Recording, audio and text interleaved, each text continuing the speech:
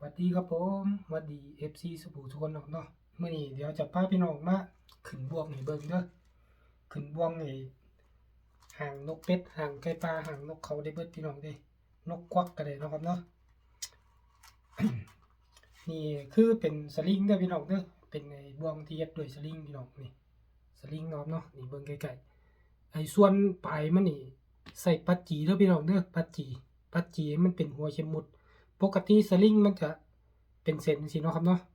เวลาเราใส่บ่วงเวลาเราผูกบ่วงน่ะมันจะรูดได้ให้พี่น้องปัจจีแบบนี้เนาะครับเนาะปัจจีแบบนี้แล้วอันนี้สลิงเส้นหนึงเนาะ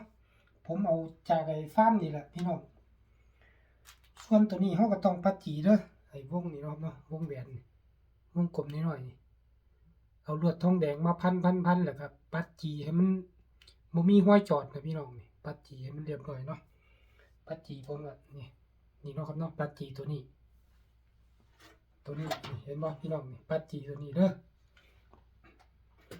ถ้าเฮาบ่ปัจจีนี่มันง้างออกตัวพี่น้องนี่เวลาถึงนกเป็ดหรือว่าถึงนกตัวใหญ่ๆหม่องนี่มันง้างออก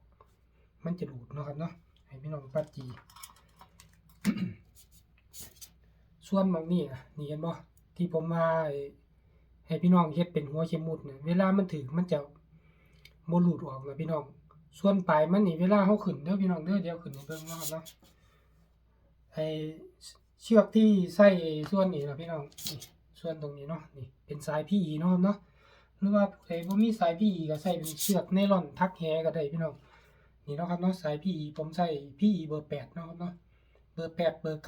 9ได้เนาะครับเนาะเบอร์8เบอร์9ได้เลยนี่แหละสาย PE นี่ผมก็สั่งมาม้วนนึงก็ถ้าเป็นเงินไทยอยู่ประมาณ400กว่าบาทนี่สาย PE เนาะครับเนาะ300เมตรพี่น้องเวลาเฮาขึ้นบวงเนาะครับเนาะเดี๋ยวเฮ็ดให้พี่น้องเบิ่งก่อนสาย PE เฮาบ่ต้องตัดมายาวหรอกตัดมาจักประมาณ40-30เซนก็พอเนาะประมาณนี้มาที่นี่เนาะครับเนาะที่ผมว่าเฮ็ดมันเป็นหัวเข็มหมุดน่ะนี่แล้วบัดทีนี้เอามาผูกยักผู้ใดผูกเงื่อนเบ็ดเป็นนะพี่น้องผู้ใดยักเบ็ดเป็นน่ะมันจะง่ายเนาะครับเนาะนี่เส้นหนึ่งขนานบนเด้อแล้วก็เส้นหนึ่งขนานล่างเนาะครับเนาะยิบไว้เฮาก็ม้วนไปหน้าก็ได้ถอยหลังก็ได้เนาะนี่ม้วนจังซี่7-8รอบก็ว่านไปแล้วก็ตัวซอยใส่ปากคาบดึงเนาะ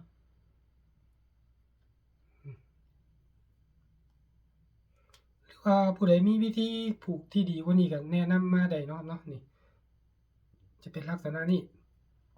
ความยาวหม้องนี้เนาะครับเนาะผมจะเฮ็ดเผื่อไว้เลย2นิ้วครึ่งเด้อพี่น้องเด้อ2นิ้วครึ่งหรือ2นิ้วก็ได้แต่ว่าผมเอา2นิ้วแหละพี่น้องนี่เนาะ2.5หรือว่าจะเอา2นิ้วก็ได้เดี๋ยวผมวัดไว้แล้วล่ะพี่น้องนี่ประมาณนี้เนาะครับเนาะผูกจังไดก็ได้ขอให้มันอยู่พี่น้องบัดนี้หรือว่าผู้ใดมีเทคนิคการผูกดีๆมาแนะนำกันได้เนาะครับเนาะสอดเข้าไปที่บ่วงนี่จัก2รอบบัดทีนี้เฮาก็มาผูกเลยเนาะครับเนาะเอาปากซอยดึง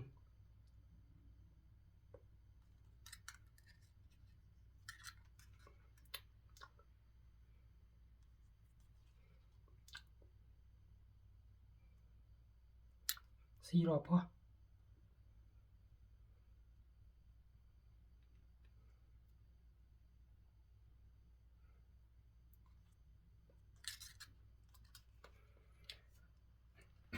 พอได้แล้วก็เก็บงานให้มันเรียบร้อยเนี่ย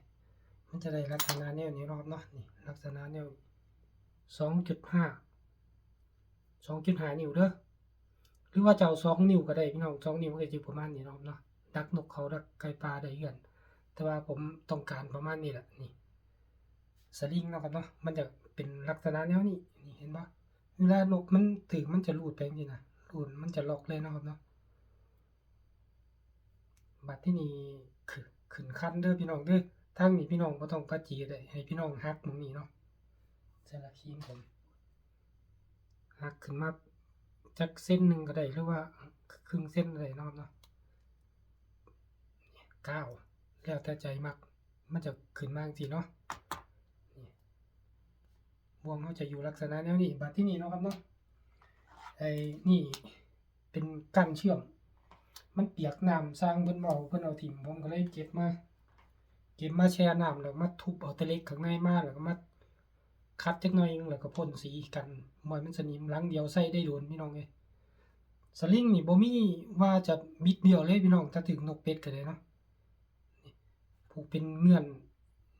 นหูดได้นะพี่น้องนี่เนาะครับเนาะเราส่วนที่เฮาหักปลายสลิงบ่อย่างนี่สอดเข้าในเงื่อนนี่โลดแล้วก็ดึงให้มันแน่นดึงให้มันแน่นๆไปเลยบัดทีนี้มันเกะกะเฮาก็เอาลงมาก่อนมันจะรูดไวกว่าเส้นเอ็นนะพี่น้องสลิงนี่เฮาก็พันแล้วก็ดึงให้มันแน่นๆเนาะครับเนาะดึงมันแน่นๆยังบ่แล้วเด้อพี่น้องเด้อขั้นตอนนี้ผูกให้มันอยู่บัดนี้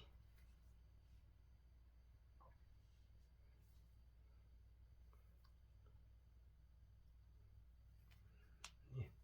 ผูกหลายๆรอบ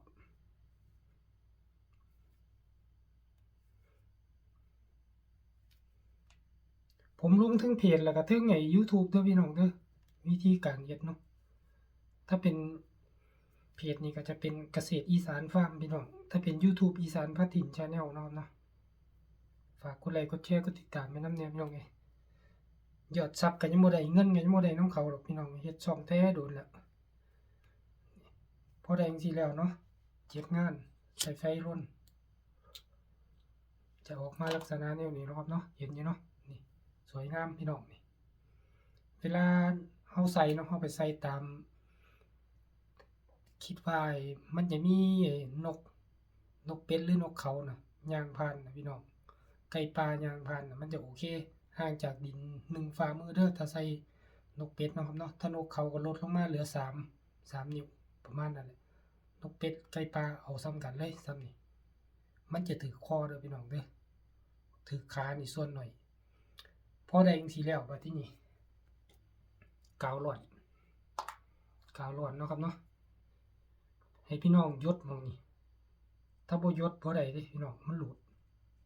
กันไว้ก่อนกันมันหลุดยดลงไปเลยทิ่มไว้มันแห้งบัดนี้นี่เนาะครับเนาะนี่คือเสร็จแล้วหลังนึงเวลาเอาไปใส่อีหลีให้พี่น้องเอาเสือกยาวประมาณสัก50-60 เซนเนาะผูกนี่แล้วก็เอากาวร้อนหยอดสมมุติเนาะนี่ผูกจังซี่เอากาวร้อนหยอดแล้วปล่อยทิ้งไว้มันแห้งเวลาเราใส่เราเอาเสือกตัวนี้ผูกไว้กับก้อนหินหรือว่างาไม้ก็ได้พี่น้องกันที่มันถึกแล้วมันจะได้บ่ต้องพาบ่วงเฮาหนีนะพี่น้องนี่เนาะครับเนาะคือแล้วหลังนึงนี่ล่ะพี่น้องวิธีการเฮ็ดบ่วงซิ่งแบบง่ายๆเนาะครับเนาะหลายๆคนก็เฮ็ดกินได้พี่น้องหรือว่าจะเฮ็ดขายก็ได้เด้อพี่น้องเด้อแต่ว่าผมบ่ได้เฮ็ดขายผมมาแนะนำวิธีการเฮ็ดซื่อๆเนาะครับเนาะบ่วงซิ่งผมก็ดัดแปลงออกจากบ่วงคลื่นนักนกเขาบ่วงนั่นแหละพี่น้องแล้วก็คลื่นนักนกเป็ดประมาณนั้นผมดัดแปลงออกจากนั่นแหละหรือว่าจะเข้าไปเบิ่งวิธีการเฮ็ดคลื่นนักนกเป็ดก็มีเด้อพี่น้องเด้อเดี๋ยวผมทิ้งนี่เนาะครับเนาะทิ้งหัวไว้ทิ้งการ์ดไว้นี่ได้ผลจังซี่เลยพี่น้อง 100% นี่บ่วงซิ่งเนาะดักนกเป็ดพี่น้องคลิปนี้ก็ฝากไว้ส่ำนี้เด้อพี่น้องเด้อเจอกันในคลิปต่อไปเนาะครับเนาะ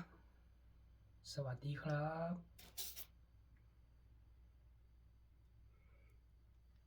นี่บ่วงซิ่งดักนกเป็ดดักนกเขาดักไก่ป่าเนาะครับเนาะ